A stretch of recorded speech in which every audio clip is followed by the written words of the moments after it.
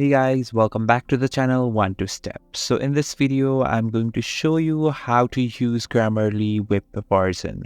So it's very easy. First of all, you need to go to any browser you want. Here I have Chrome browser, so I'm going to this. So in the search bar, just search for grammarly.com. So this is the platform that comes in front of you when you open grammarly.com. So to know how to use this in the basic form, you just click on this new one here.